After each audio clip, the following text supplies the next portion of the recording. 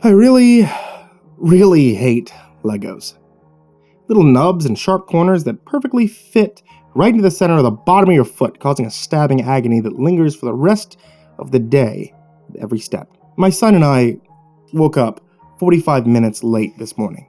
The very first thing I see upon opening my bedroom door is a hardwood minefield of discarded Legos in the hallway. I step over most of them gingerly, but my impatience with getting a move on gets the best of me. The second to last Lego impales the arch of my foot, assaulting my nerve ending with a lightning bolt of pain. Through gritted teeth, I walk up to my son and help him rush to get ready for school. I prepare the coffee maker and get all the way to the last step when I mournfully realize I'm out of drinking water. My kiddo gets on his bus, I get in my car, and we go our separate ways for the day. I grab a lukewarm, unsatisfying cup of coffee at the drive-thru cafe and continue to drive to work. Things should all be better once I get there. That promotion's as good as mine. I've already started spending my sign-on bonus already. I'll be so happy and proud to tell my son that his dad got a new job. He deserved a better life. Nice things. Barely ever asked me for anything. It's so appreciative. Even at his young age, every gift he receives, we think I'm going to take him to the theme park 2 towns over, one that he loves. Only been able to go once. It rained the whole day. He loved it, though. My boy smiled ear to ear through the whole park, wetter than a drowned rat, but as happy as a June bug. I pulled into the parking lot and walked inside the building. My confidence soared with every slightly pained step forward that I took towards the conference room. It looked like most of the office was already inside. Quite a few heads turned my way to greet me with warm smiles as I took my seat at the conference table. All right, everyone, now that Reinhardt's here, we can get on with business. He gives me a wink of camaraderie after saying my last name. It takes the subtleness of deep breaths as I mentally prepare myself for a victorious acceptance. I needed to be prepared to humbly respond to the impending promotion announcement. My boss continued. As you're all aware, a promotion became available last month.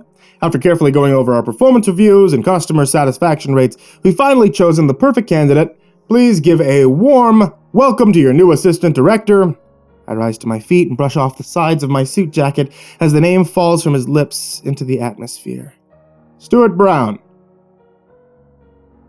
A middle-aged man in the back of the room also has risen to his feet, with an accomplished, proud smile on his face. My hands unconsciously come together and start clapping to join the others in the room. I force a thin smile across my lips as my eyes meet Stuart's. I give a congratulatory nod. My feet guide me in betrayal as I find myself walking towards him. I shake his hand with as much positivity as I can muster, secretly loathing that this man got the job that should have rightfully been mine. As soon as it's time for my lunch break, I step outside to call my wife. I really need her loving voice right now. The sinking fear that she'll leave me for my shortcomings nags at my mind. She's not that kind of woman, though. It's just the voice in my head, the voice that I never want to listen to, but it's the one that never goes away. Only popping up when I'm feeling my highest or my lowest. Talking to my wife always makes me feel better. I love her so much. Her phone rings only once, then directs me to voicemail. I dial the number again, seeking the much-needed relief that her presence always gives me, however the result's the same. I decide to call her work line, figuring she was just getting back from her break now.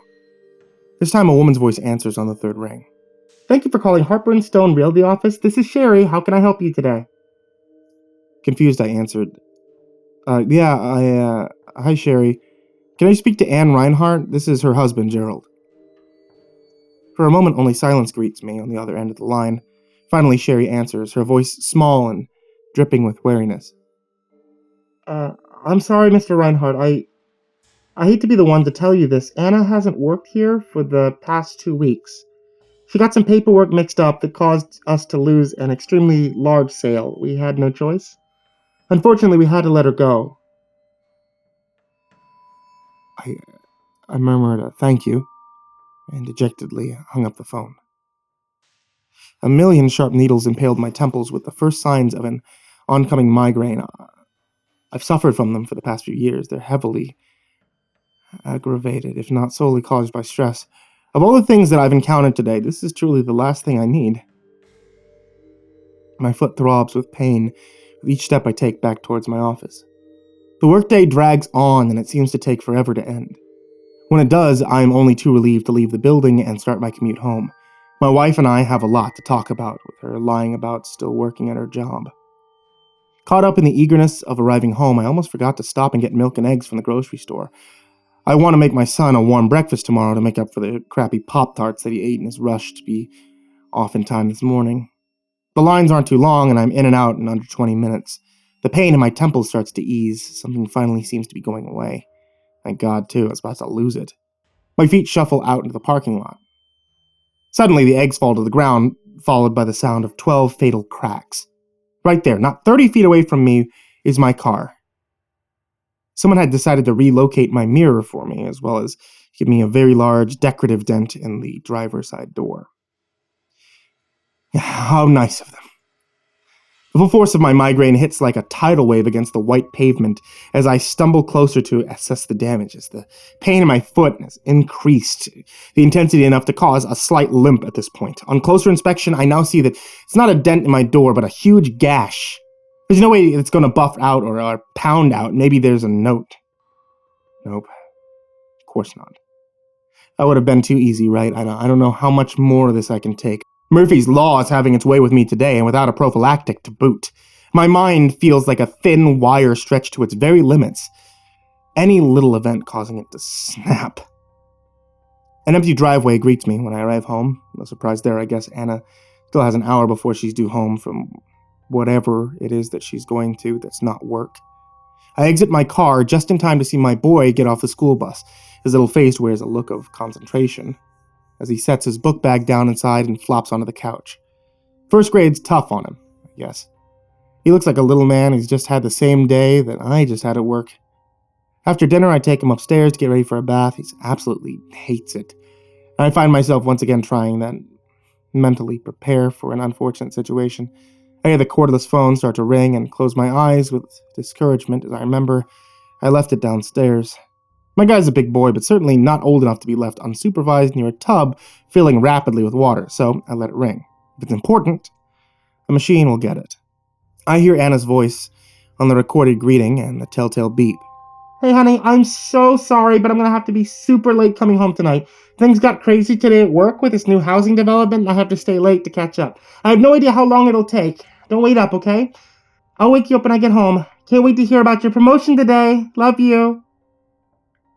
The words sink in, and I feel my left eye starting to twitch. Before long, it feels like half of the side of my face is quaking with misfiring nerve endings. My son comes out of his room, hears the water, and starts to wail in protest. My head feels like it's being split in two. It's agonizing to keep my eyes open, and the now excruciating pain in my foot reverberates with every heartbeat. I woke up late, stepped on a Lego, had to rush to leave the house. Didn't get the promotion today. My wife has been lying to me for 2 weeks about work. Someone smashed the side of my car. I have a migraine from hell. The house is a mess. My wife is out somewhere unknown till an unknown time. My son is screaming, and my foot hurts. My son's tantrum reaches a new pitch that shoots a shock of pain into my cerebellum like a bullet. I tell him to calm down and stop, but he won't lower his wailing enough to hear me. I plead with him, hot tears pricking my eyes, to stop, to please be quiet for Dad, just for 1 minute. I take a step into the hallway towards him, and my vision periphery blurs with white light. It takes about 2 seconds for the pain to register that I stepped on yet another Lego. This one, a sharp piece to a mountaintop, effectively puncturing the skin of my foot and drawing blood in the process. My eyes widen and my hand flies out to steady myself. My arms come into contact with a solid surface long enough to regain my bearings. I woke up late. I stepped on a Lego. I had to rush to leave the house. I didn't get the promotion today. My wife has been lying to me for 2 weeks about work. Someone smashed into the side of my car. I have a migraine from hell. The house is a mess. My wife is out somewhere unknown to an unknown time. My son is screaming, and now my foot really, really freaking hurts. My head, my foot, the damn Legos. I step on a Lego. The hallway is full of Legos. We woke up late this morning. We rushed to leave the house. The hallway was full of Legos. We woke up this Late this morning, we rush to leave the house. I step on yet another damn Lego. My foot is bleeding. My hands fly to steady myself. The hallway is it's full of Legos.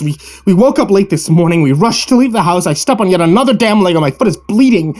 My hand flies to steady myself. My arm came into contact with a solid force. And my son's body lays lifeless and broken at the bottom of the stairs.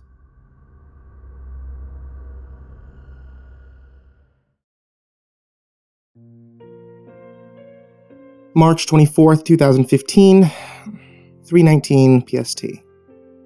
This is marine biologist, PhD candidate Quinn Bodner. I'm transmitting this message from my own custom-designed research vessel. I've named the submarine the RV Thalassa, and today will be the Thalassa's maiden voyage.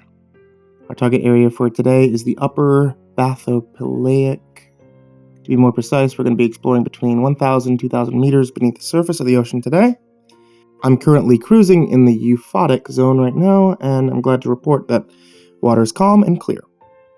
Plenty of sunlight still reaching me, and my broadcast signal, back to base, is showing a full signal strength. The research vessel's performance in ocean conditions is definitely living up to my expectations so far. Now, let's see if the Thalassa can really do this. 3:54 PST. First successful voyage of my solo operation submarine is intended to provide evidence in support of my PhD thesis. More specifically, I hope to show that technology has advanced to the point that deep-sea exploration can be achieved by regular people. Affordable and safe DIY submarines can now be achieved. And this is thanks to new development in the availability of my commercial components. A particularly unique development in my research involves the generation of super low frequency, or the SLF radio waves, from my transmitter mounted outside the Thalassa. This allows me to send digital transmissions to the surface even when there are thousands of meters of ocean above me. A modem at the surface should continue to relay my messages over the internet to my research partner's computer. For the duration of my journey, I will be relying on him to save these notes. 4:30 PST. Pressure gauges on the exterior of the Thalassa show that I am cruising at a depth of 650 meters. Our designs for the submarine craft are estimated to allow for depths up to 2,000 meters to be reached safely. I plan to go that much deeper than 800 meters for the first voyage. I naturally have no desire to test the crush capacity of this vessel while I'm still inside it. The Thalassa boasts a 16-hour supply of breathable oxygen. The snorkel mast allows for additional air to be pulled into the sub from the atmosphere, but only when the ship is very near the ocean surface. Buoyancy is maintained by valve-operated ballast tanks, and these can pump seawater or compressed air into the ballast components, rising and lowering the Thalassa interchangeably. 4:44. Have to admit, I'm worried by the ballast's compartment function. Compressed air is failing to eliminate some of the seawater. It's already inside the tanks. Should be okay so long as the engines continue to operate at full power. I could still tilt the Thalassa towards the surface to move up in the water column. Gonna continue downward for now, just a little deeper into the darkness to see where I can find anything new. Floodlights are still providing good visibility around the sub. Be alright. 6:02 PST. Something strange and beautiful outside. It's gossamer, but it looks strong and alive even though it's diaphanous, almost invisible in the Thalassa's floodlights. There's no internal structures, no visible organs or bones at all. None that I can see, but it's definitely alive. It's massive too, snaking all around the Thalassa. It might be a giant siphonophore, but moving far too actively for me to describe it as something with a minimal nervous system. I feel almost sure that it's some kind of zooid colony, though. Its structure's too broad across to be a bootlace worm. 7:25 PST. The reinforced thermoplastic windows are beginning to show pressure strain near the rivet points. I still got my floodlights online, and the Thalassa continues to maintain limited energy function. O2 circulation still going, but I'm beginning to feel afraid. It's becoming painfully claustrophobic in here. I'd give anything to stretch my legs and be far away from this place. Seawater's gotten into the sealed area in the outer hull of the ship. This has shorted out one of the 2 batteries powering the forward motor. Gotta start working my way back up towards the surface. I don't want to see any more of the ocean without first making repairs. 9:39 p.m. PST. I lost the engines before I was able to make good progress towards the surface. The Thalassa is dead in the water. The radio and external floodlights are still working, and so the oxygen circulation is fine, but still, I'm sinking now. I can't control it. We're at 1,200 meters. Estimated crush depth is just past 2,000 meters. I can't open up the hull from inside, so I can't think of a way to get the motorized propulsion back online. I sent emergency help requests, but they're never gonna find me down here in time. Can I still be saved? Seems more likely I'll just keep slowly sinking. 9:58 PST. I've resigned myself to death. I want my mother and father to know I love them very much. I want to apologize to my fiancée, to my research partners, and all my friends. I didn't want to leave you all so soon. I didn't want to go like this. Coming here with a Thalassa was a mistake. I can't make that mistake right now. Can't make it right anymore. I don't feel ready to die. 9:56. I want to say thank you to everyone in my life who was kind to me. I'm glad at least I could send these messages before dying. 11:22. It's the discovery of the century. I'll die happy if I could just get my description to the surface by radio. The gossamer tendril that I saw before wasn't a bootlace worm. It wasn't a giant siphonophore. It's a tentacle. Should see more of those tentacles now. The creature to which they belong must be some kind of supermassive zooid colony. It's unlike anything known to modern biology. I think that this thing is evolved convergently into imitation of advanced mollusks. It exists on the scale of a small city. It's likely resembles a sedentary, but a cephalopod-like predator. I think that this organism must exist on a scale that's larger than any living thing that's ever been documented before. 11:36. The more I observe, the more I think that it must be a Leviathan version of something like a sea anemone. If I can survive until the tentacles bring me closer to the creature's body, I will report more about whether the theory is correct. 12:02. Pando is a clonal colony of aspen trees that shares a single root system. It's a single living thing that's tens of thousands of years old and is big around as 100 acres of land. In 2006, marine biologists discovered a clonal colony of Neptune grass that's likely 100,000 years old. The single organism measures 5 miles wide. I think I've discovered a benthic zooid, equivalent of the same kinds of clonal colonies. Important difference is that whatever I found can move and hunt. Deliberately, it's seeking with sensory tendrils over most of a nautical mile. These are its feeding grounds. It's found the Thalassa now.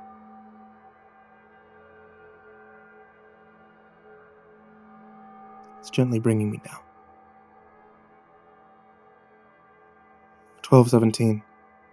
CTBTO hydrophones in the Pacific report a significant sound event occurring at 2,250 meters below the ocean surface. It's likely the sound that corresponds to the implosion of the Thalassa as it's surpassed its estimated crush depth.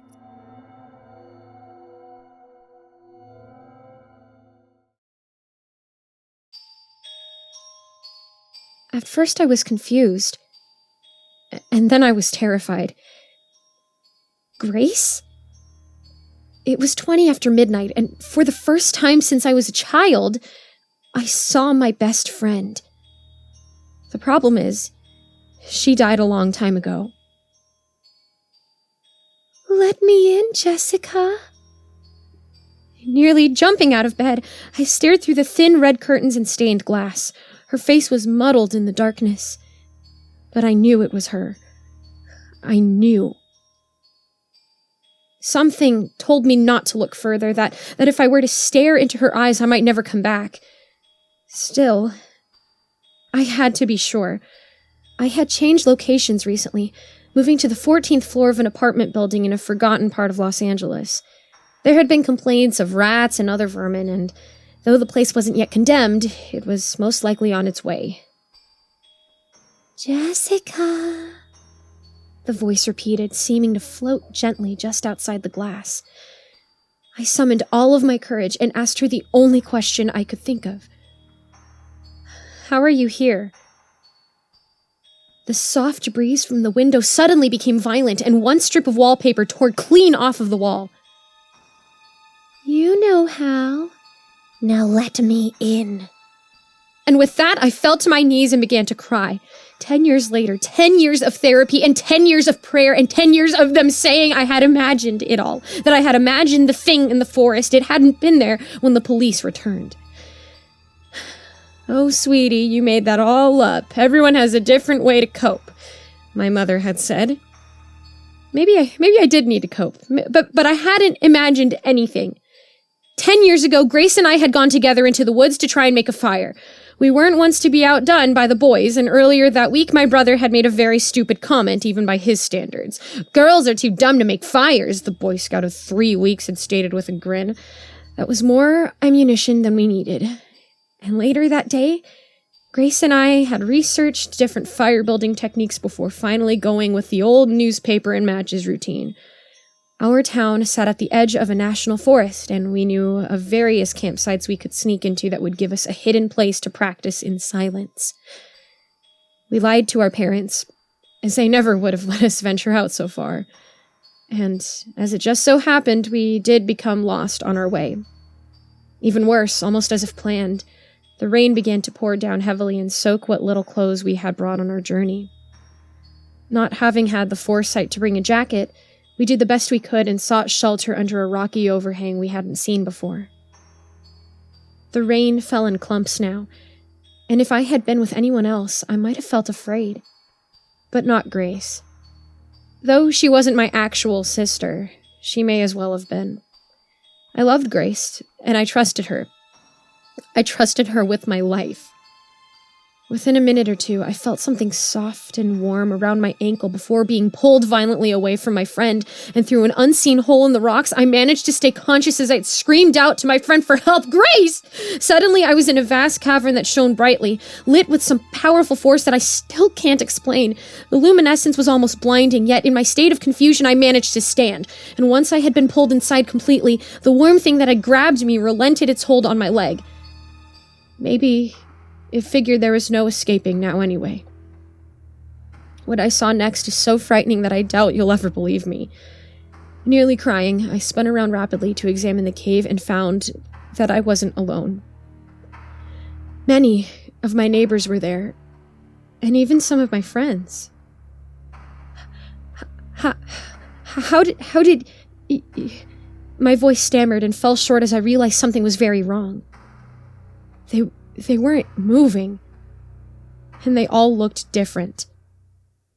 Almost shiny. Though to anyone else the figures might have passed for human, I knew these people, and I could tell. Their eyes, though the correct color, were blank and frightening. They were alive, yet dead.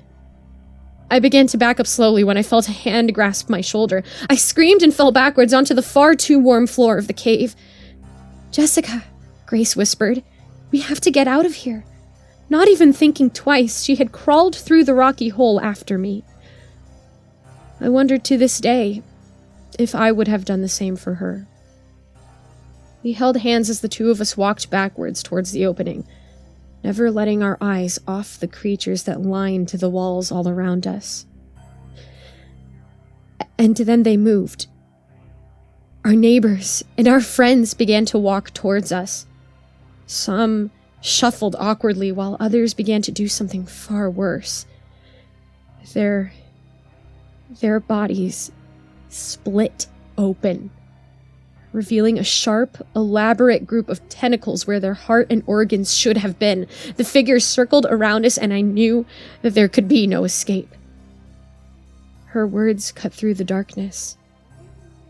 "Light the match, Jessica," she called up to me, having already torn the newspaper we had planned on using for a fire into a small pile on the floor. "What?" I asked shakily, but there was no fear in her voice. "Do it. They're gonna kill us anyway, and I don't want to be one of those things." Neither did I. What else could I do but light the match? And with it, the entire cavern began to erupt in flames. The monsters watched in shock, and then rage. Their anger made them fast as they shuffled towards us. But we were fast too. Young and fast, and we crawled through the rocks with a speed we didn't know we had, the intense heat of the fire burning our ankles and shoes. I emerged out of the small hole first, with Grace right behind me. But when I knelt down to offer her my hand, I was a split second too late. I could feel her fingers scrape along my palm as she screamed and was pulled back into the inferno. That was 10 years ago, almost to the day. "Let me in," Grace whispered from the outside of the 14th floor window. I realized then that she wasn't floating, but clinging. The tentacles from her chest dug deeply into the stone and concrete of the old apartment building. Maybe I will let her in. I think I owe her that much. My old friend's words seemed to echo through the old apartment. "Let me in, Jessica." So I did. Pushing aside the thin, red curtains, I stared through the stained glass into the eyes of my long dead, or so I thought, best friend. For a moment I became lost, and as her eyes met mine, they seemed to smile, glowing a bright red that outdid the new red curtains I had purchased only 2 weeks earlier. Her figure couldn't be made out completely in the darkness, but my mind had already been made up. I owed her this much at least. Whatever happens next, I owed her this much. The apartment was a much older design than maybe most of you are familiar with. The cracked stained glass window went from the ceiling to the floor, now only open a crack at the very bottom. Something like this would probably be against the regulation nowadays, and was just another reason for the old apartment building to be shut down completely. I had read a story when I was younger about a little girl falling to her death from such a flawed design. As I reached under the handle and began to pull upwards, I wondered if this might be the very apartment where it had happened. Silly thought, I know, but it was there anyway. I thought of how easy it would be for a person to fall to their death from such a place. With a creak, I pushed the window open completely, a warm breeze making its way eerily into my bedroom. Grace smiled, and her red eyes made me step back into the corner near my bed. Looking up at the silver cross next to me, I figured it wouldn't do any good if things went bad. She wasn't a vampire, after all. She was something else entirely. Something dead, yet alive. Something ancient, yet young. Very young, I witnessed, the monster's figure now coming more into view. Grace was still a little girl. just as she had been that night many years ago. After she had been taken, life had continued for me, school and college and new friends. For Grace, life had ended that night that she saved me. Grace took a step forward into the apartment, her wet tentacles retreating momentarily under her clean white dress stitched with yellow dandelions. "Mind if I sit down?" she asked. "Please do," I replied cordially. Her strong hands reached out and grasped the old rocker my mom had given me before passing. She sat, and something caught her eye. An old photo of us two together. As she picked it up to take a closer look, her eyes changed from a bright, piercing red to the pale green I had remembered. It had been taken the summer before she died by her father. In the picture, the two of us were standing at the edge of a pond near our home, embracing each other like sisters, and smiling. We had always been smiling. Grace's eyes looked over at me. You saved this, huh?" There was silence for a moment. Of course I saved it. And then sadness. "You're my best friend, Grace." "I was your best friend," she interjected, and for a moment I could see the underlying resentment for the first time. I couldn't blame her. My friend's eyes turned red again. Though the room was only partially lit, I could see the outline of a tentacle making its way slowly across the floor towards me. I was 10 or so feet away, and it stopped just a few inches away from my ankle as she spoke again. "So, why do you let me in, Jessica?" Her fiery red pupils examined me closely. "Want to become like we are?" she continued, grinning as the tentacle inched its way closer. I could feel it at the edge of my skin now, as if it were a creature sniffing its prey before biting deep. I wanted to say I'm sorry, Grace. Surprise fell over her face. "You're sorry?" she repeated, her full figure coming into view. An endless series of tentacles filled the room now, fluttering angrily. The ceiling fan crashed onto the floor as they slid over it, and I watched in horror as the largest tentacle grasped the photo of us together and shattered the glass frame. "I have something better than sorry, Jessica. I'm going to make you like I am. You're going to see what it's like to—" It was my turn to interrupt, and I wanted to keep my promise this time. "You wanted to what?" she asked quietly, but there was a rage underneath her words. For the first time, I could feel the tentacles wrap quickly around my ankles and begin to dig in. "I'm so sorry, Grace," I continued, pulling out the revolver I had concealed in my jacket and shooting her twice in the chest. There was no scream of pain as the tentacles retreated back under her dress, nor any look of betrayal. My best friend only fell back into the corner of the floor and stared up at me. There was no anger anymore.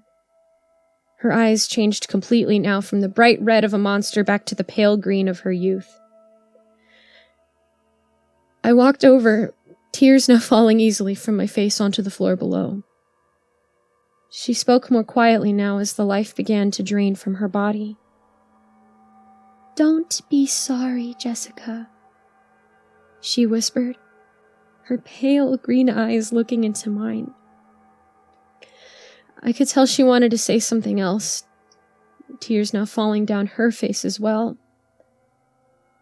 But she was no longer able to. My friend didn't have long left, I realized, and she was only able to make one last gesture. Reaching out towards the broken picture I had kept of us as children, her eyes met mine one last time. It was cracked and broken now, facing downwards on the floor in front of us. I did as she asked, lifting the photo from the floor and placing it into her hands carefully. She smiled. And then I sat down with her, protecting Grace like I should have done so many years ago. I put my face up against hers, and we both gazed downwards onto the old photo of us together. We had just been children, But even then, Grace and I knew that we were best friends forever.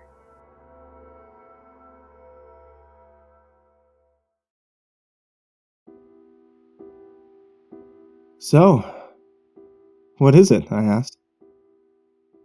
I think it's an old treehouse, Lisa replied. Her face was speckled with dirt. We'd crossed the wide creek an hour before. It'd been mostly mud. We could probably climb, I mused, pointing my dirty finger at the ragged wooden slats nailed to the side of the tree. Lisa studied the slats. They were rotten. Streaks of rust ran down below the old nails. Yeah, maybe. I'm gonna do it, I announced, and started towards the makeshift ladder. Just catch me if I fall. You know you're too heavy, my friend sighed. You'll break my neck. I pretended not to hear. I placed a tentative foot on the first wooden slat, then shifted my weight back and forth. The piece wobbled, but it didn't break. I put more weight onto it, then grasped the rung above my head and pulled. Still steady. I was fine. I think it'll be okay, I called behind me, and began my ascent. The late July sun hung like a drop of molten slag in the western sky. Not as bright as it had been a few hours ago, but it didn't feel any cooler. Sweat poured down my brow and chest and legs, spattering Lisa. She clicked her tongue in annoyance. I stared up through the narrow, jagged square cut in the bottom of the treehouse. Spiderwebs clung to the faraway ceiling, drifting in the weak breeze. I don't think you're gonna like it up here, I hollowed. I think there's spiders. Lisa let out an audible shudder. I grinned. Spiders never bothered me. I thought if I found a big one, I might drop it down on her for the heavy comment. My grin widened. One of the slats creaked under my left foot, and I sucked in my breath and held still. The wood didn't break. Don't fall, for Christ's sake, Lisa implored. You'll seriously kill me if I try to catch you. There'd be more steps. They looked a little better, having been shaded from the worst of the elements over the years. I hauled myself up and into the treehouse. So? Lisa called. What's it like? I looked around. There were spiders, all right. Spindly yellow ones with fat bellies and angry red streaks across them. Biters, from my experience. Ones I wouldn't bother picking up to drop on my friend. Well, I answered back, you should probably stay down there if you're getting my meaning. Lisa shuddered again. Ancient leaves lay piled up in the corners. Like old skin, I thought with a shiver. I didn't know why I always did that sort of thing. Why I always thought the worst about the most benign things.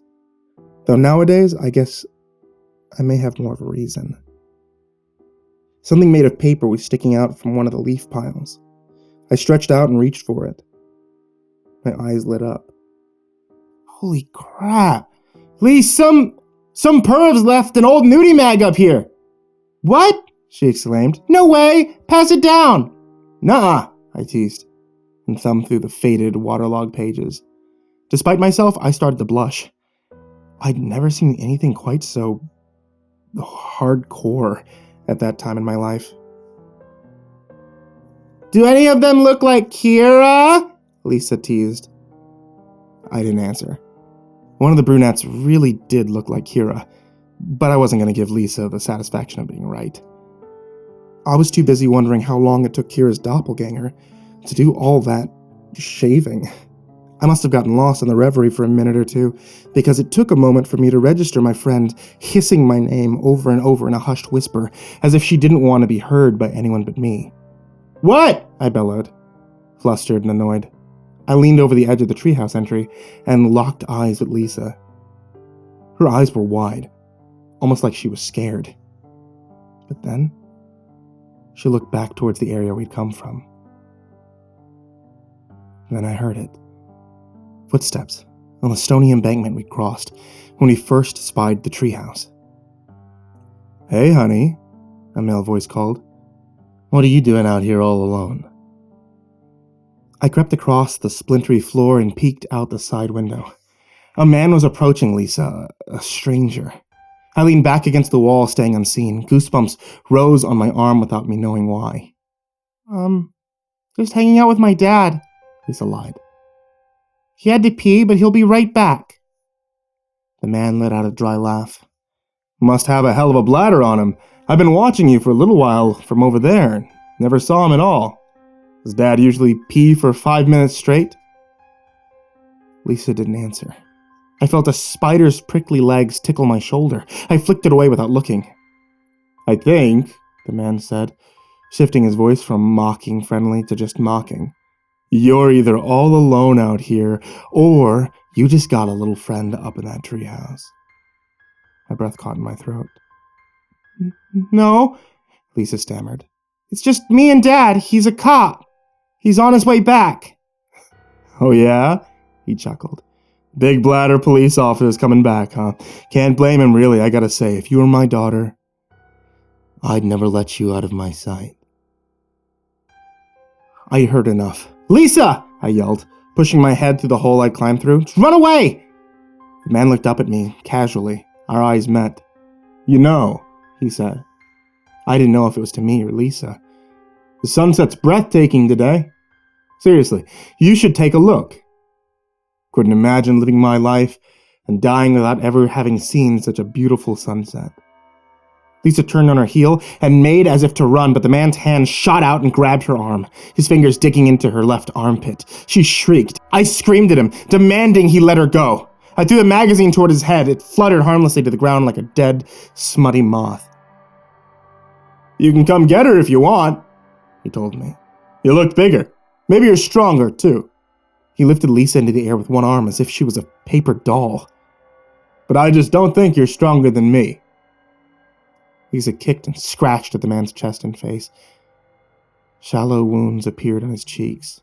I expected blood to come out, but none did. I'm telling you, it's one of the best sunsets I've ever seen. I've been around a lot longer than you two.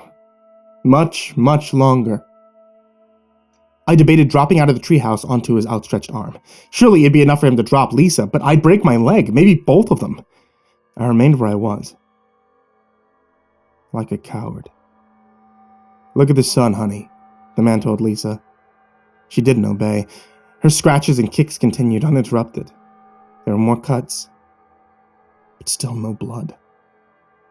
My own was starting to freeze. Turn around. Look with me, beautiful. He glanced back up at me. His pupils were pinholes. This is your last chance to look on your own. Lisa aimed a savage scratch across his right eye. One of her fingernails split the bottom lid as it went. A tatter of pale skin hung against his high cheekbone.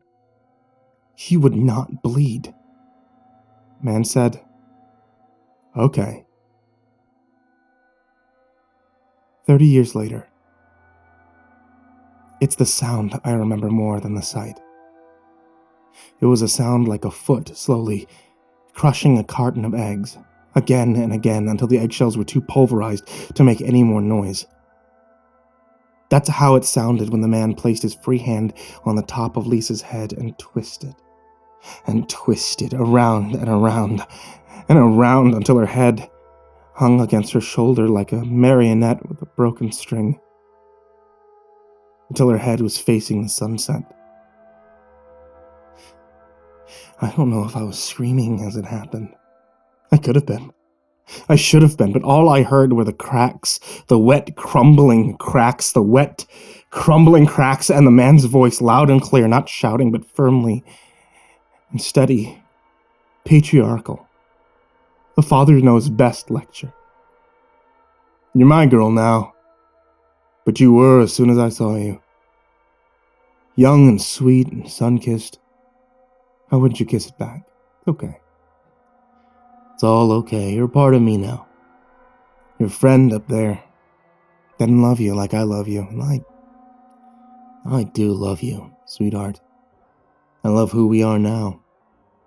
And I love what will become. See how the sun shines over the trees on the hill? Gonna shine long after those trees are gone. Long after the hill's gone too, but we'll still be here. You and me in the sun. He lifted his head to stare into my horrified, tear-streaked face. And everyone else. I sobbed as I watched in disbelief as he grabbed the flap of flesh hanging from his eye and pulled, unzipping his face and neck. I retched. Something was glowing beneath his skin, but not with any kind of light I'd ever seen. It was a cold wetness, as if ice was shining out of his skin, casting frigid rays across his arms and the body of my best friend. "I want this beautiful one," he whispered to me, as he raised Lisa's corpse into the air and started to lower her feet first into the chasm in his face. "I don't need you. But if you want to be with her, I have room. I will come back and ask." Other than pitiful bleats, nothing left my lips. Lisa disappeared into the hole in the man's head, sinking into the devouring whiteness like a trapped animal in a snowstorm. At the time, I could have sworn I'd heard shrieks coming from that hole. Other girls, young women, screams and pleads. Decades later, I realize it might have been my own imagination. But one thing I'm sure of, one thing about which I am absolutely certain is the moment before Lisa was pulled into the man. The moment before her hideous twisted neck flopped back and forth, her eyes open, her mouth wrenched into a perfect circle as she shrieked. "So bright. The sun is so bright. Don't look at the sun. Don't ever look at..." And she was gone. The man walked away without saying another word. Like I said, it's been 30 years. I never saw the man again. Lisa was never found. My wife, Beth, shakes me awake every night as I scream Lisa's name, as I dream about the sight of my friend's body sinking into a man's split face. I told Beth the story. I don't know what she believes. I stay out of the sun. I heed the warnings contained in my best friend's last words. My eyes are always at the ground, always low, never daring to glimpse the star that gives us life. Beth doesn't ask me to watch the sunset there anymore. I let her go by herself while I sit alone in the house. Alone in the cool shadows, waiting for him to come back. And I wonder what I'll say.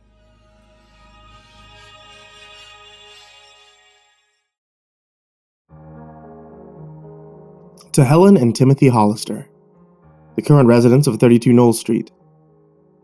If you were any other family, I would have skipped the formalities. But since I introduced myself to you by skipping the formalities in the first place, I suppose I shall have to conclude this relationship by being as cordial and direct as I can. I didn't start by writing a letter, and that would seem rather backwards to anyone else in any other situation, but given my current circumstances, the stipulations of what some might refer to as my occupation, and the general effect I have on others, I thought our acquaintanceship should be a short one. But you've done the exact opposite of what I'd hoped. With all the hours you've spent on the infernal machines of yours and the endless parade of sham physics and so-called occultists, all the times you've tried to contact me with Ouija boards and automatic writers and the like. You are all, without a doubt, the most tenacious family I've ever come across, so I have need to break the rules, if there ever were any in my line of work. Before you lose patience, please note that in order to explain who I am and give the point I was getting at, I'll need to go about this in a roundabout way. If I don't, you might not believe a word of it. You may remember how during your first night here, that antique grandfather clock of yours, that you had just set up in the main hallway, fell over and shattered mere inches from where you, Helen, were standing. That was my handshake. I could have hurt you, Helen. I could have toppled that old clock, chimes, glass, and all onto you. It wouldn't have killed you, but it would have required a hospital trip. All those fractured bones, sprains, lacerations. It would have soured your disposition towards the place quite quickly. It would have set a good tone for what was to come next. Maybe it would at least have made you the dissenting voice when you inevitably decided to leave. But alas, I decided to be merciful. I think that was my biggest mistake. Even as I write this, I can sense your derision and disbelief in what I'm insinuating, despite the fact that this letter is to confirm a theory that you've all been following. So let me offer some more concrete evidence. After I greeted you, I contented myself in doing small things over longer stretches of time, closing doors in the middle of the night, moving chairs while you and yours weren't looking, setting off the mouse traps when you began putting them out, and interfering with your security cameras. Typical, but I had grown lazy in my duties. You stopped noticing these things as much after a few weeks, but by then, you had other things to worry about, like the dark figure your son saw at the foot of his bed every night for a week, or the presence that you felt watching you from the other side of that pane of glass while you showered. You didn't even think for a second that I was your husband, did you, Helen? You were too afraid to wipe away the condensation, too afraid at what you might see. I could taste your raw animal fear, and then vulnerability through the glass. Do you think you might see a corpse? The specter, a previous tenant? As befitting the stories that you'd heard, maybe something more substantial.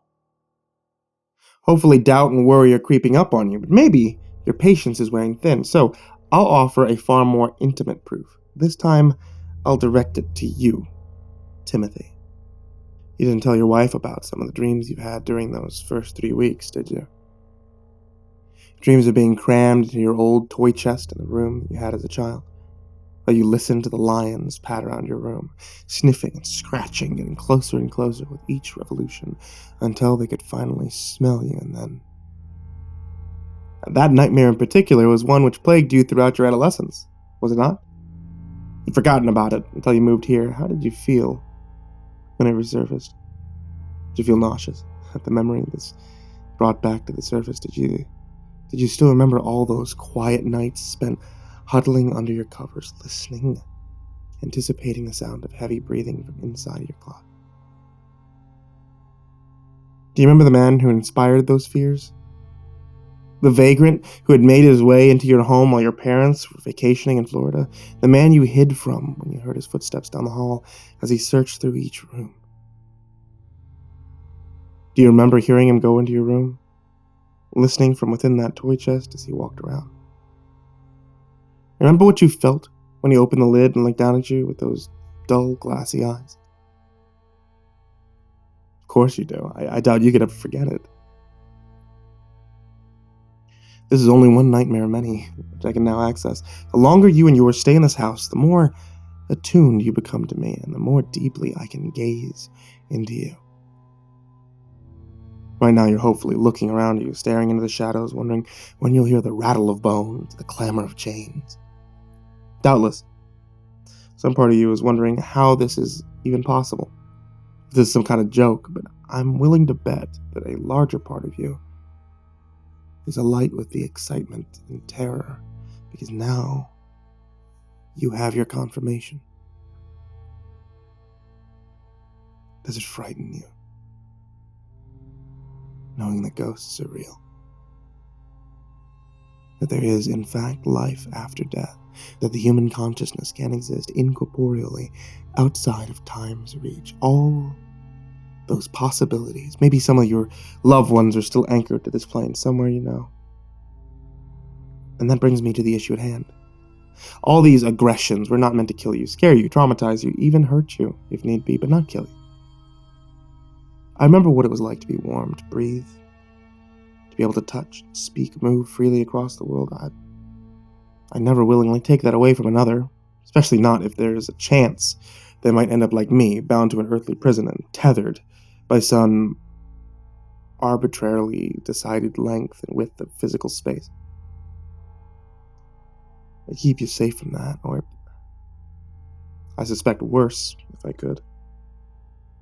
But things are moving beyond my control. I'm afraid not for myself, but for you, because I'm not the only supernatural force at work here. Well, there's not much I know about things which sleeps beneath you. Even after all these years, I don't know where it comes from. Whether it was here before the house was built, or if it was summoned after, or even if it could think on our level. In fact, I was 120 years dead, trapped in this place before I even felt its presence. What I do know is that it drifts in the darkness between the foundations and the bedrock, stretched taut beneath the boundaries of human perception, a material world unseen. But they're all the same. It's not a ghost, nor is it something so easily classified, a vampire, a zombie, a ghoul. It's a being without warmth, breath, a thing inorganic yet not artificial, a thing of fractals, horns, broken limbs, alien, in the truest sense of the word. So alien, in fact, that my discovering it led me to be reminded of my own humanity. I'm sure by now you started to feel its stirrings, even if you don't recognize it. In fact, you assumed my hand in most of these recent disturbances. In fact, you assumed my hand in these most recent disturbances. This fresh batch of attacks which go far beyond what you thought a haunting could be.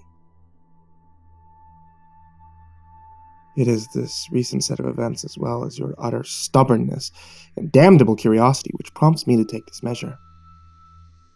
I say to you now that these are not my doing.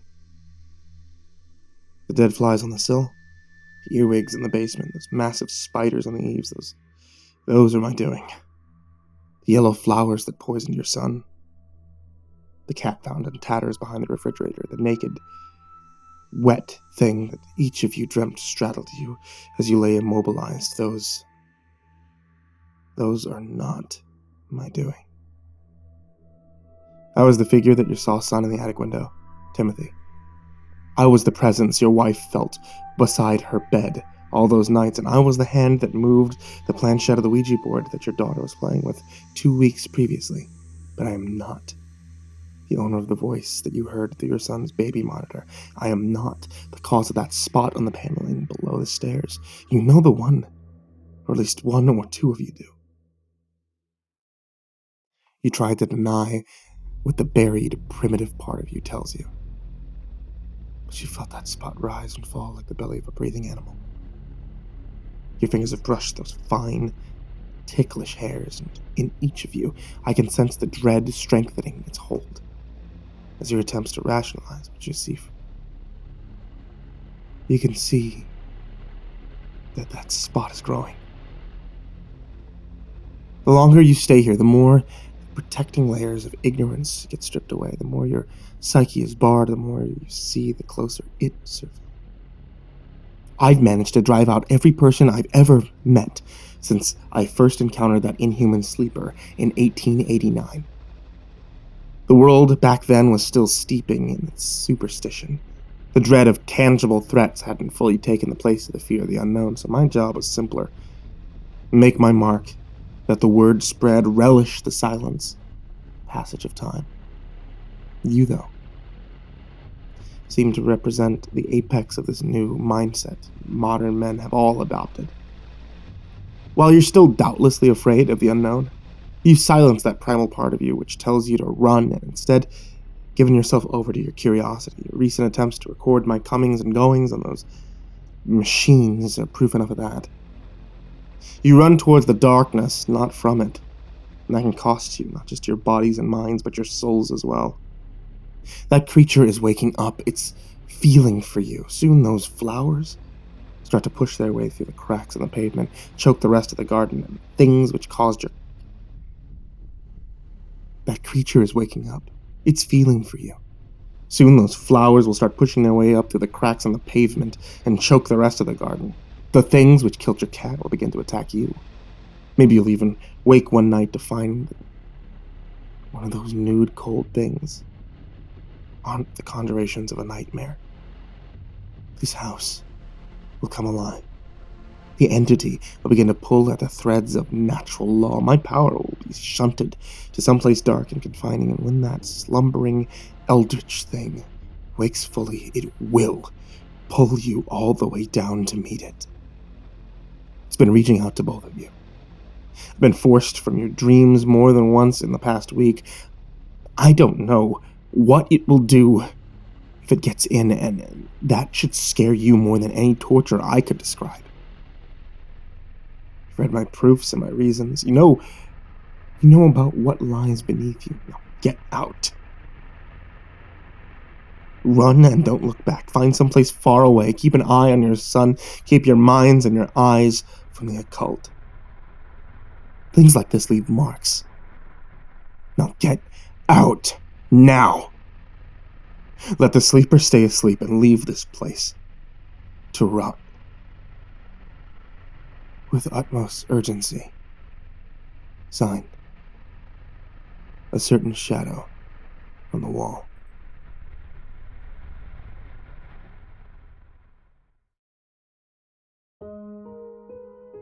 I'm a stay-at-home dad of 3 little ones, all under the age of 6. So the majority of my day is spent trying to keep them occupied with one activity or another. When they do settle down, give me a little bit of a breather, it's usually so they can watch Ryan's Toy Time or Little Baby Bum on YouTube, and I'll stream it on the big screen TV in the den. Once they've settled, I'd whip out my phone and distract myself with a few articles on BuzzFeed or check my Instagram. It's usually the same old people posting boring updates. But on Monday morning, something new popped up. Like just about every other user on Reddit, I got a notification about a new experience from my community called ARPAN. The teaser said I had a right to be intrigued, and I was. Soon I learned that the initials stood for the Reddit Public Access Network, and the idea behind it was to allow users to stream live feed from anywhere in the world. Be able to do anything, as long as it was safe for work. I soon found myself immersed in watching videos of people petting their cats, people practicing their drums, even a guy doing the dab repeatedly. I was in love. This experience was 10 times better than anything I'd ever seen before. It was revolutionary. So I thought. On the second day, when I got a chance to check the feed out on the official subreddit, I found out that a few people were spamming the channel with ridiculous memes or petitioning Reddit admins to make it a permanent feature. I signed such a petition, and at the time I was all for it, but now I'm not so sure. It's because of what happened just yesterday when I noticed a string of binary pop up while I was swiping through the broadcasts. Intrigued, I used a binary text converter and found out that it spelled out the phrase, "send help." That gave me pause.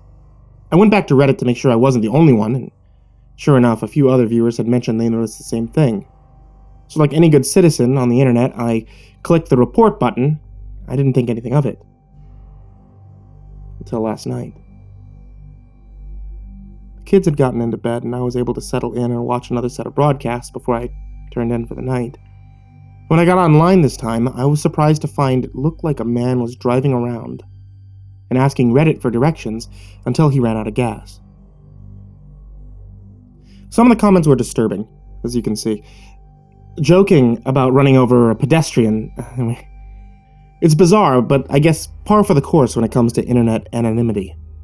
Then I swiped, and I saw what appeared to be someone walking around a trail with their dog. He was asking Reddit if he could shock the dog every time he got an upvote. Thankfully, the majority of people were downvoting him and telling him he was a sicko for even considering such a thing. I immediately clicked the report button and swiped to the next one. There was a young man holding what appeared to be a revolver. There was one bullet in the chamber, and his caption simply said, "Roulette." He had nearly 25,000 people watching, as he demanded to reach 100,000 or he would keep playing the game. Until he lost. After that, the broadcast got sinister. There was this kid roaming what appeared to be an abandoned building, and he found a corpse. He was asking if he should piss on it. Wanted upvotes of yes, or downvotes of no. There was a nurse who was walking around and just casually turning down the oxygen on different residents or senior citizens in the living home. I even heard one man struggling to breathe. In less than 13 minutes, I think I had reported almost 19 of the broadcasts I swiped through. It was taking a mental toll on me. And then I swiped again. I felt my hair stand on edge. This time it wasn't anything freaky or outlandish. It was just a man standing outside of a house. And it looked like he was holding a revolver. "Should I burglarize this house?" was his caption. The reason it frightened me so is because it was my house. He had nearly 33,000 people watching. I instantly tried to call 911, but my phone kept kicking me out and forcing me to stay on Reddit. I jumped in the chat and desperately tried to tell people what was happening. "Help, this guy is right outside my house," I responded. A few people gave me lols or eye rolls. No one is taking me seriously, so I ran to my kid's room and I peeked out the window. And sure enough, there, a thin teenage boy standing near my driveway, just standing, staring. Then he started to approach the house. I woke my oldest and I told her to hide in the closet. As I heard the shattering of glass, I rushed to the nursery. Cradling my baby in my arms, I tried desperately again to contact the police, but my phone just kept forcing me to stay on Reddit. Desperate and frantic, I saw on the broadcast the thief was now creeping into my living room. I did the only thing I could think of, and I tried to stream myself. As I clicked on and I shut my door of my bedroom with my baby in my arms, I heard the thief try to bust the door down. I said a prayer to God and I closed my eyes, talking to the Reddit viewing audience in the pitch black. I couldn't even see my phone. "Please, someone, anyone, this guy is breaking into my house. Stop him before he hurts my family." Then I heard another sound. Like gagging, strangling. I dropped my phone. A moment later, the room was silent. I gingerly opened the door and I saw a tall man standing there over the thief's body. "Thank God," I said, rushing and hugging the stranger. He apologized for breaking in. "Saw your broadcast. It came as soon as I could," he admitted with a smile. Thanked him again. He advised I should contact the police as soon as possible. Saw his way back out of my house. He said, one day this whole thing would be a funny story about how Reddit brought us together. My heart was still pounding, and I said thank you one more time, and then went to retrieve my phone, tried to call 911 again. Except when I picked it up, I felt my heart drop. As I saw the screen, I realized that newcomer had been lying. It had been a distraction. I called up my oldest, trying to get her to respond. She was gone. He'd taken her. All I could do was slump on the floor in a fit of rage as I stared at the screen and I saw that that message was mocking me all across the internet. "Sorry. Broadcasting has limited availability right now. Try again in a bit."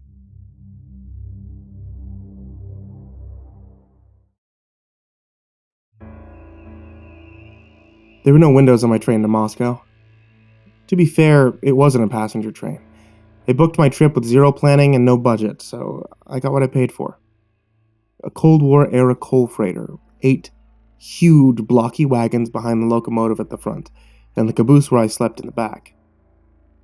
Bound to be an adventure at any rate. When I met Sergei, the main driver, something went wrong.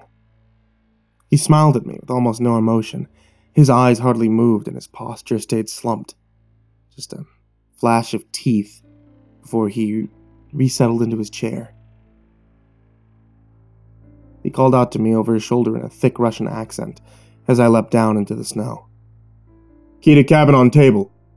Trip is 5 days. Food in cupboard. Good night." "Spasiba?"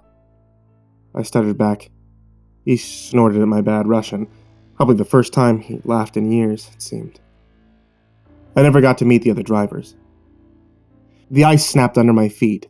I waddled, clutching my bag to my chest towards the end of the train. I've never been this close to a freight train, but the wagons appeared oddly huge, like way too heavy and tall for what they were meant for. I chalked it up to being a typical product of Russian engineering, made to last for years in the harsh weather, to survive the extreme cold of the Russian tundra. The caboose was no different. It towered 10 feet in the air. Huge struts of steel beams supported walls of thick sheet metal, welded to the already heavy-duty frame of the car. Even the door was reinforced. It swung open on its broom-handled thick hinges like a bank vault's door. It closed behind me with a thunk. The car felt silent. Just one light bulb hung lit in the center of the room. "Welcome to Russia," I whispered under my breath. I opened an almost equally thick door to my cabin, a cramped closet-like space with just enough room to stand, walk a step or two, and sleep. Tired, I threw my gear down, crawled into bed. I closed my eyes. Blip! Something beeped. I wiped the dream dust out of my eyes and looked around. It was hard to tell how long I had just slept. There were no windows at all to let natural light in. I noticed a dusty, rounded, and small glass screen embedded in the wall near my feet. Cool, I thought to myself. I love old tech, and this was straight out of the Cold War. It was a tiny terminal with hazy orange text, scan lines. Most of the interface was in Russian, including the keyboard, but I could tell this was a messaging program from the train. "Hello. We talk using computer," the screen said. The typing language had already changed over to English, so I wrote my reply. "Hello," I typed. I switched through the screens to see what I could find. One said the date and time, January 8th, 1996, 9:03 p.m. Another seemed to be an admin login panel. The last screen featured an aged, pixelated diagram of the train, with words over each door and window. I recognized the two different words seen on the screen with my limited knowledge of Russian. Open and closed. Must be to make sure the cold stayed out, I wondered. They spent so much time welding everything closed. One open window would ruin the whole thing. I've heard of wires and electronics falling after being frozen. There wasn't a place to stop and repair if something broke. Blip. Another message came through.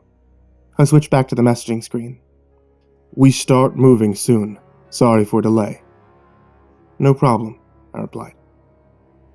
Minutes later, the entire train lurched forward and shook, much less graceful than the passenger trains in Europe that I was used to riding. These wheels screeched against the tracks. The engine coughed up to full speed and we were off. Then the tree branches started to hit. They sounded wet and heavy, obviously coated in layers of ice and snow, and they bounced off the walls with a sloshy snapping sound. Some dragged across the outside walls with a piercing nail on the chalkboard pitch. I was shocked at how loud and frequent they were. Sometimes hours would pass without much noise. Then a flurry of screeching and snapping would return. This must have been an unpopular route. Otherwise, these branches would have been knocked free by other trains or cleared by railroad maintenance crews. I tried my best to sleep. I plugged my ears with loose lint, buried my head in my pillow, but nothing would work. I checked the time on the terminal, as if that would make any difference. 3 a.m. on the dot. I had that familiar and unwelcome debate with myself, deciding whether it was close enough to the morning to just give up and stay awake. Concluding that sleep was a lost cause, I opened the door and we were met with pitch blackness. The light bulb was off. Blip. I turned to the only source of light in the whole car, the terminal. I walked back inside and read the message. Stay inside. He must have had that screen open on his end, the one that watched the windows and doors. Blip. I forgot to say, night you stay inside. Blip. Yes? He asked. I started typing a response when another message came in. Blip. Important. The last message read. Okay. I typed. This felt wrong, even by Russian standards. Tired, hungry, and pissed off, I sat in my bed and stared at the ceiling, which was lit with that faint orange glow from the terminal. As my eyes adjusted to the darkness, I saw a wire leading from the wall, feeding into a small, magnetic security switch above my door. I had an idea. I dug around in my backpack and found my magnetic screwdriver for fixing my glasses. Using some tape, I secured the screwdriver head against the doorframe, almost touching the sensor. I slowly pushed the door open and waited. No message from Sergei. It worked. I felt my way around the car until I found a light switch. I flicked it up. Nothing happened. I tried a few more times, waiting in between. No luck. Killed the power to my lights. I felt like I was about to be murdered. I had no phone, no weapons, and the drivers were making sure I stayed in my room until they said I could leave. Not wanting to be murdered on an empty stomach, I felt around the walls of the caboose to try to find the cupboard of food that I was promised. When I felt it. A circular section, the size of a dinner plate, drastically colder than the rest of the wall. A window? No way. This must be the only one on the train, other than the windshield. I felt around the surface of the glass. It was covered in a thick, lazy coating of black paint to match the rest of the walls. Curious, I scratched away a small chunk. It flaked easily onto the floor. I peeked through. Nothing. Just black. I could barely get close enough to see through it anyway. The hole I made was too small. I needed to scrape the rest of the paint off. I dug at the paint with my fingernails until my fingernails were filled with thick, oily paint flakes. Pressed my face against the glass again, now able to see through most of the window. Just my reflection looked back at me, softly lit by the moonlight. Until my reflection opened its mouth on its own.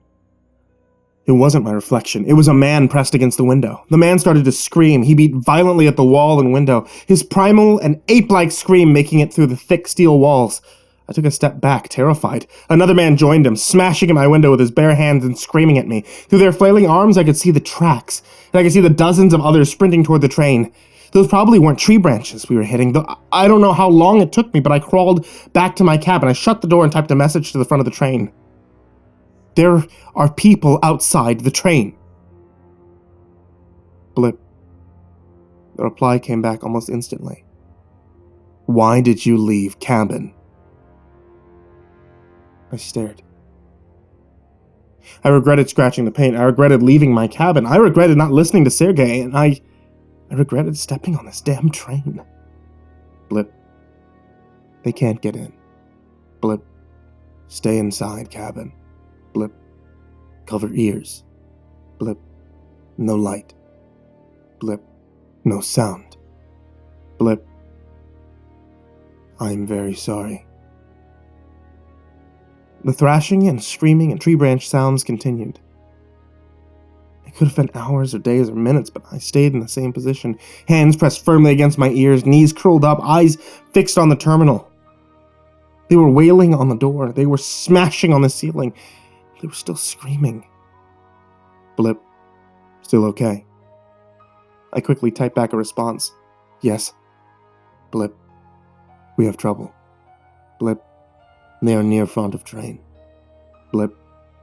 We detach your car. Blip. Wait for help. I wanted to scream, but I caught my mouth with my hand instead. I typed back, no! I didn't wait for a response. Please! Blip. We get help. He replied. I could hear his stupid, thick accent through the screen, see his heartless smile, his cowardly posture. I am sorry, friend.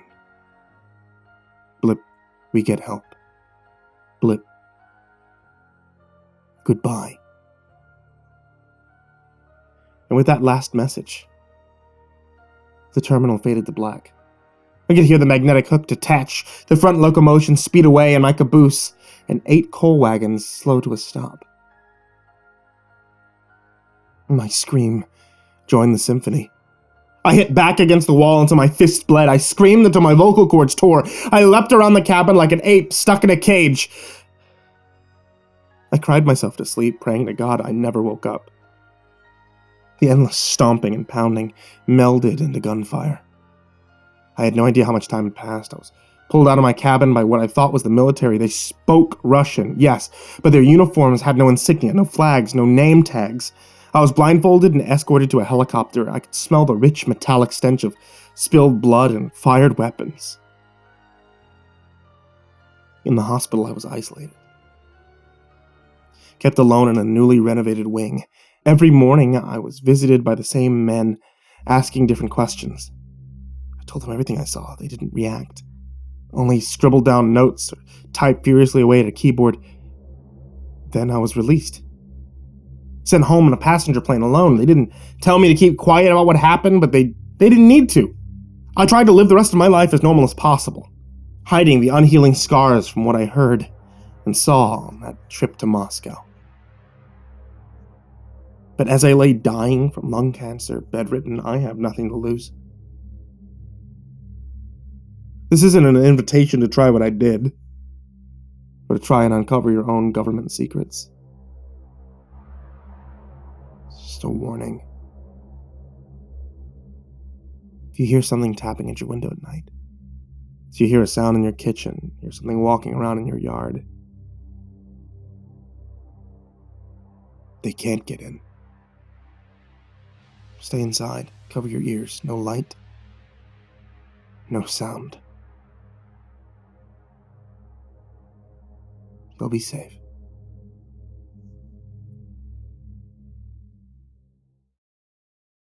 Hey there kids, it's me, MrCreepyPasta, and thank you for watching today's video.